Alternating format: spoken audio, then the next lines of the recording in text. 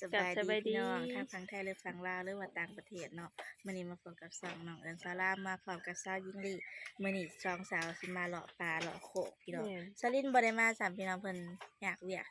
เลยบ่ได้มาเลาะที่จักจั่นทุกคนไป จะเอิ้นมานี่แหละทุกคน นี่เต็บมาโดดมาใส่เลยเก่งอะไรเนาะโอ้ใหม่ก็โคตรพี่น้องมาได้อพี่น้องมาติดจักจั่นทุกคนอยู่เซละเนาะละหานำมาไก่เลยพี่น้องต้นแม่ ตัวแม่บ่ช่องตัวนี้ได้พี่น้องนี่ทุกคนได้แล้วอันนี้สิเป็นจักรจันทร์ตัวแม่เด้อพี่น้องตัวจักรจันทร์ตัวแม่นี่เพิ่นสีบ่ห้องเนาะคันตัวผู้สีห้องสังเกตในการพังเสียงเนาะได้แล้วมาพออีกแล้วทุกคนเห็นบ่พี่น้องบ่อยากเห็นซ้ำเดี๋ยวสิติดเบิ่งได้ทุกคนสองตัวมือเดียวติดอัตโตโฟก่อน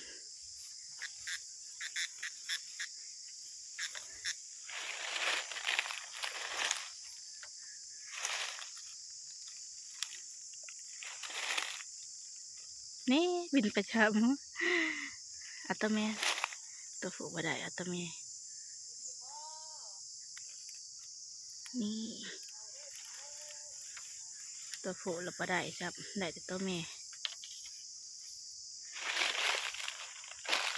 นี่พี่น้อง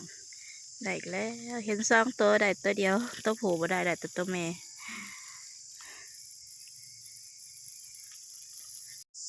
นี่ทุกคนอันนี้คือจักจั่นตัวผู้ติดแหลมตังบ่อยู่ตกลงตัวผู้ก็สิประมาณนี้ละห้องตอด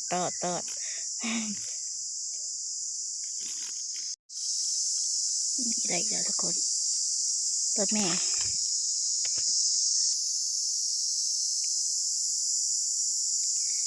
ตัวหนึ่งอยู่กกตัวผู้บ่เห็นดอก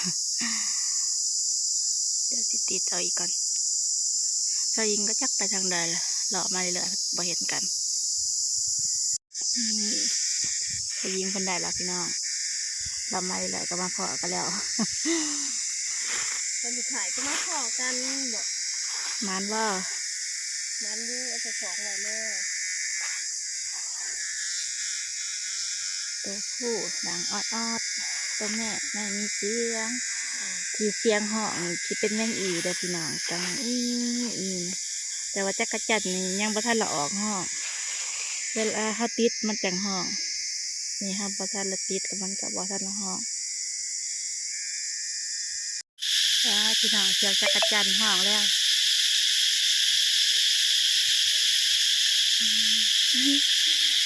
ยินแต่เสียงจักอยู่ในสายจักรจันทร์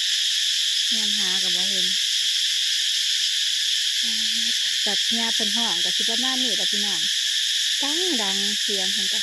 ลายโตห้อง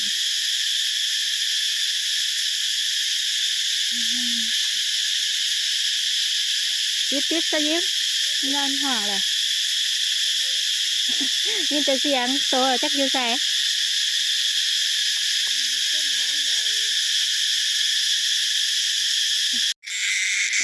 พี่น้องจักจันสิเต็มของแล้วจักจันนานเลยได้พี่น้องมันก็ยิงดอกว่ามันทางแสงยิงขนาดเก่งขนาดนานขนาดเลยผู้ได้ก็ยิงมีเพื่อเสร็จดีมากินกันนานนี่ทุกคนตอนนี้ก็มาหอดงานแล้วมาใครเบิ่งจักจันจะเป็นแต่จักโตเสริญสาวยิงเพิ่นได้หลายได้200 ปลายโต